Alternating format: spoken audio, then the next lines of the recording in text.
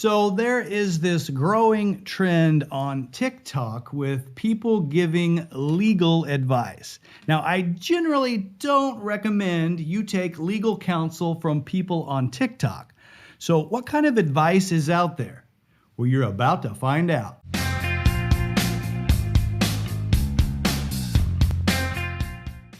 I'm Joshua Roberts, attorney at law, and you are watching Lawyer Up. In today's episode, we are going to be looking at legal advice that various people are giving on TikTok.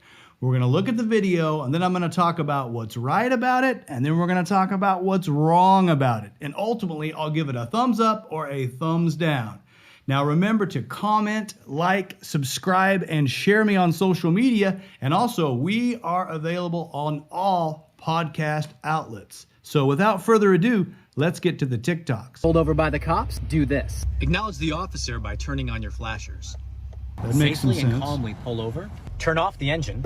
Yes. Roll down both your windows. Let the officer speak first. If he asks you why you were pulled over, say, "I don't know, officer." Pull out your documents. Oh, I if just they're make stuff readily up? available. Bonus tip, don't consent to a search. Okay, interesting. Now, the first part of this video is good.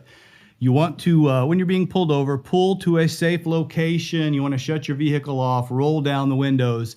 Then it's important to pay attention to the officer. If he or she is still in her car, then you can get your license and registration out. But if they are approaching your vehicle, I tell my clients, you better make sure your hands are visible. Put them at 10 and 2 on the wheel. As the officer approaches, don't be digging through your console or your glove box because that makes officers nervous, right? I even tell some of my felony clients who the officers are going to know they're a little rougher around the edges based upon the license plate and their license history. I tell them to roll down the window and stick both their hands out the window so the officer can clearly see your hands and they know that no funny business is going on. Now, the next thing that happened was the officer asked the individual why they were pulled over. And I know a lot of different officers. I've worked with them over the years, and they have all told me that if you're honest with them, that you stand a much greater chance of getting out of the ticket.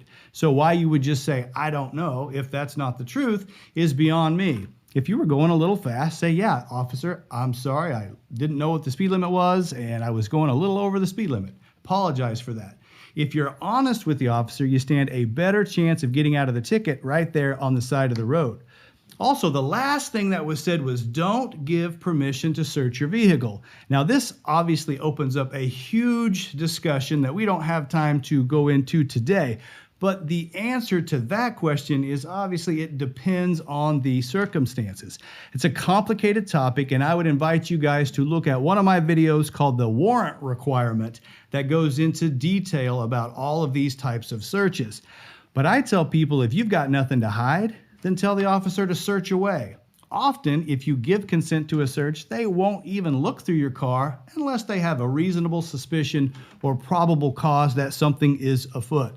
Now, if you have contraband in your vehicle or a weapon or something you're not supposed to have, then you could generally will want to deny consenting to the search. Now, that doesn't mean you're going to get out of it because they may bring in a drug dog to sniff around your car or they may get a warrant to search your vehicle, but at least you've put the most blockade in the way that you can to protect your rights as a citizen. So let's move on to the next TikTok. How to get a speeding ticket removed from your record or drop down to non-moving violation.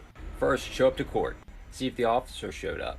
If the officer is You need there, to show up for court. ask for the speeding violation to be dropped down to non-moving. If the officer's not there, proceed to trial and plead not guilty. No, that doesn't The make a case lot will of sense. likely be dismissed. Worst case scenario, ask the prosecutor to enter pretrial intervention. At the completion of your course, it should dismiss the ticket, and your insurance will not go up. Okay, there's some goofy advice in that particular TikTok. So the first thing he said was go to court and see if the officer is there. Nope, that's not what you do. The officers are never going to appear at a first appearance. The first court date that you get on the ticket, that's called an arraignment. That's where you show up and you either enter a plea of guilty or not guilty. It's not an evidentiary hearing, so there's no time for testimony anyway. Generally, on the dockets that I see, they'll have 75, 100 people all set for 9 a.m., and they're just there for a very, very quick entry of appearance, and basically they show up and they enter a plea of not guilty, or they sometimes will, on a traffic ticket, plead guilty. But the officers are never there because it's not set for trial. So if it is set for trial, you want to plead not guilty and you want to have your day in court, that trial will be set down the road. It's not the same day. It allows the prosecution to subpoena witnesses, including the officer, and it allows you to subpoena witnesses as well if there are any that are relevant to the ticket that you're charged with. So if the cop doesn't show up at trial, then you may be in business because that is the evidentiary hearing. But most of the time, they do appear. Now, what you can do when you're at your first appearance is ask to talk to the prosecuting attorney. Generally, they will offer some sort of a plea agreement. And if you can get a resolution where that ticket will go away or be off your record or be a non-point violation like defective equipment, then you're good to go. You can enter that particular plea on that date. Otherwise, if the prosecutor's not willing to work with you, then it's time to hire an attorney and to lawyer up. So in regard to this TikTok, thumbs down again. Bad legal advice. I sued a 9-year-old kid and won. Now, before you jump all over me, let me quickly tell you about the case. I represented a woman who was driving. The 9-year-old kid rode his bicycle out into the road. My client avoided hitting the kid, but in doing so, she rolled her vehicle 3 times and sustained serious injuries. I knew that the kid probably lived with parents that had homeowners insurance and that the homeowners insurance would cover his damages. So what did I do? I filed suit, and I had to prove that the child deviated from what a reasonably prudent 9-year-old with the similar experience and intelligence would have done under the circumstances. I sued a 9-year-old and won. So, sued a 9-year-old and seems to be bragging about it, right? That's not something normally men will brag about. Hey, I took candy from a baby. I beat up a 9-year-old. So, the video does have a little bit of a douchebag vibe to it, right? But what he says makes a little bit of sense. Now, obviously the 9-year-old wasn't actually the defendant in the case. They usually will have a guardian ad litem appointed, but the legal theory behind all this, that 9-year-old wasn't insured under the family's homeowner's policy of insurance that had been taken out by the parents. And your homeowner's insurance generally covers accidents and things that happen in and around the home. Now, the policy would have to be construed kind of liberally to cover this type of an incident. Probably what happened was the kid rode out of the driveway of the home into the street, causing the rollover accident. And if that's true, then the standard is whether the child was negligent in acting like a reasonable 9-year-old in this case would act under the same or similar circumstances. It's not what an adult would do, it's what a kid of the same age would do. In this particular case, he says he won, so presumably some money was paid out. And it wasn't paid out by the 9-year-old. They didn't go in the house and bust his piggy bank and take his quarters, right? It was paid out under the parents' homeowners insurance company's policy, under which the 9-year-old would have been an insured. So the money that was had would have come from the insurance company. So the legal advice given in this TikTok, or the legal information, I give it a thumbs up. The way it was delivered, kind of douchebag style, thumbs down on that. Hey, here's a little video for my Generation Xers. Since we all love muscle cars and hot rods and probably get tickets from time to time. We do. I know I do. Here's how to get out of a ticket legally. So let's say you get a ticket. You ask for a hearing.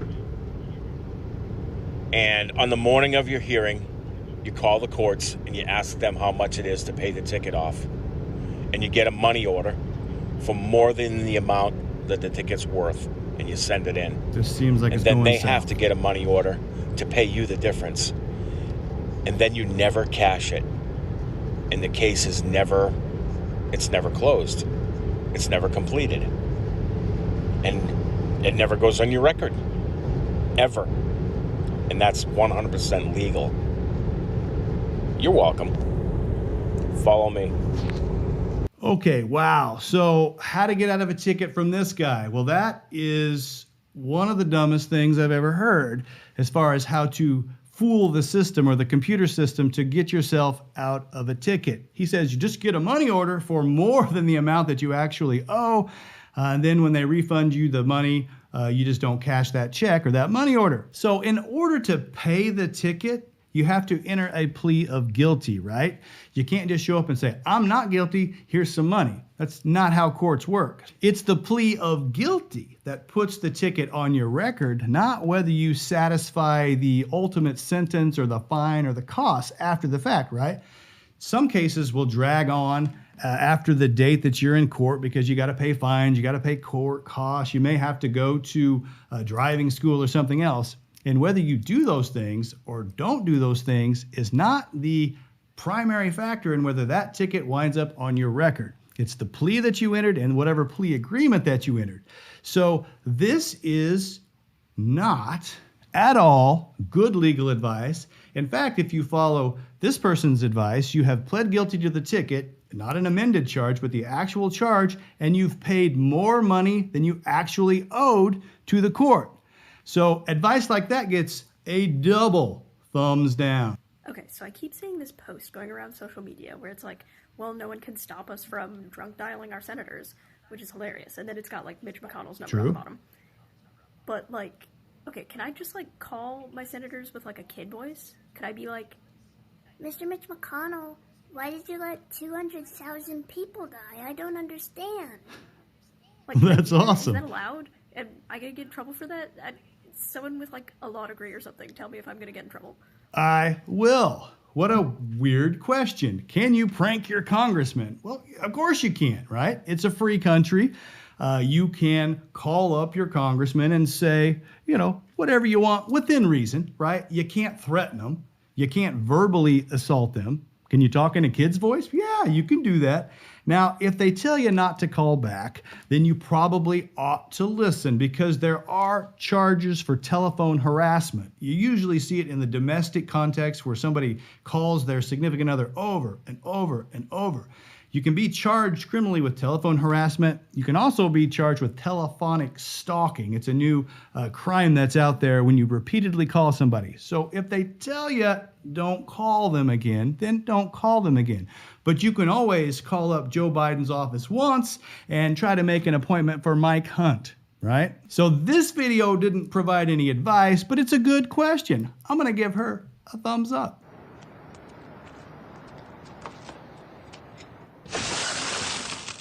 Uh-oh. Oh, I like this already. The Trunk Monkey Theft Retrieval System. Because sometimes getting your car back Get a monkey. is simply not enough. Drag him out. That's Another service. revolutionary idea you'll only find at Suburban Auto Group, pending approval by Department of Agriculture. So, trunk monkey security systems, right? Now, if we get away from the concept of leaving a live animal in your car with the windows rolled up, right? If we just forget about that, the trunk monkey as a security measure would be legal.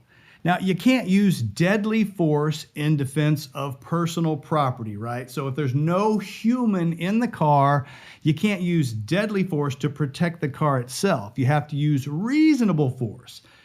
Deadly force is only allowed in situations where you're protecting human life. So if the car isn't occupied, like I said, then say shotgun monkey would not be appropriate. But a monkey that bonks somebody over the head, that is reasonable force and would be perfectly allowable in defense of your automobile. So I'm going to give trunk monkey 2 thumbs up. If you trip over a sidewalk with yellow paint, that means the property owner knew that the sidewalk was dangerous but was too lazy to fix it, and you probably have a case.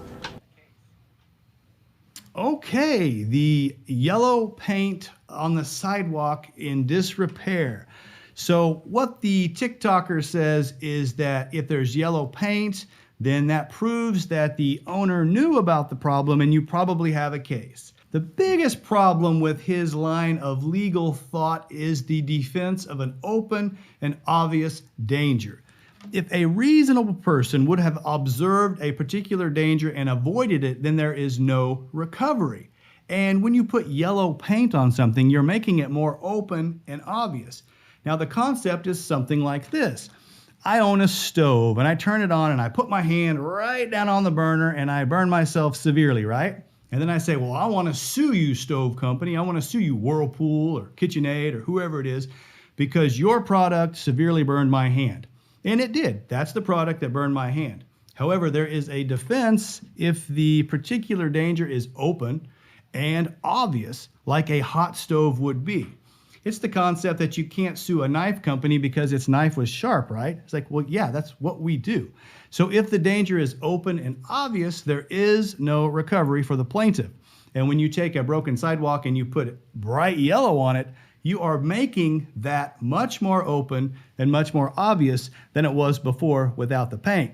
So may you have a lawsuit? Yeah, maybe, but probably not. So for that bit of legal advice, I'm going to give him a thumbs down. So that's the episode. We tried something a little bit different. Let me know if you liked it. If you guys enjoyed that, we will do some more TikTok legal reviews. If you run across something that's goofy you want me to take a look at, then send a link. Put it in the comments below. We'll take a look at the video, and we'll do this more often if you guys enjoy this type of entertainment. So that's a wrap. Hope you've enjoyed it. My name is Joshua Roberts, attorney at law, and you've been watching Lawyer Up.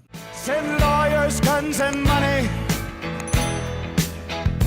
Dad, get me out of this.